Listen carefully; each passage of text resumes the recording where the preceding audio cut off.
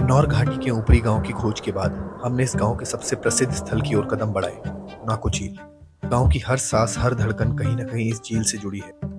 आश्चर्य यह है कि जब ये हिमकणों की परतों से जमकर ठोस बर्फ बन जाती है, तब भी जीवन की धारा इसमें थमती नहीं। यह चुपचाप गांव को जीवित रखती है। पानी सारा मतलब इधर से ही आता है सारे। शुरुआत में बर्फबारी ने पूरे गांव को एक अद्भुत सौंदर्य से ढक लिया। हर ओर सफेद बर्फ की चादर बिछी थी और वातावरण में एक अनोखी शांति।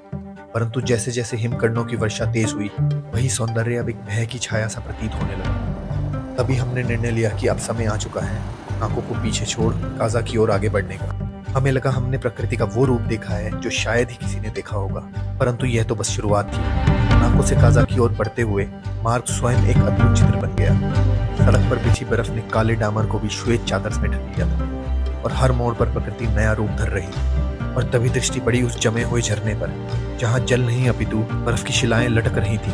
ऐसा प्रतीत हुआ मानो जैसे किसी मायावी लोक में प्रवेश कर गए। कुछ दूर आगे बढ़ने पर दृश्य फिर बदल गया। हिम विलुप्त हो गया, आकाश निर्मल हो उठा और मार्ग के समीप बहती नदी ने इस भूमि को नई प्राणवायु दी। मानो हर मोड़ पर कोई एक नया रहस्य हमारी प्रतीक्षा कर रहा हो।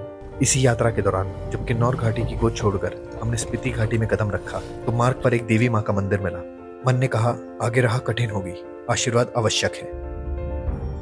और सच ही था। Shit shit shit, fuck. मिला देवांश, मिला। क्या था वह हादसा? कैसे उस क्षण ने इस यात्रा को मेरे जीवन में अमिट अध्याय बना दिया? यह जानने के लिए इस सफर के अंत तक जुड़े रहें।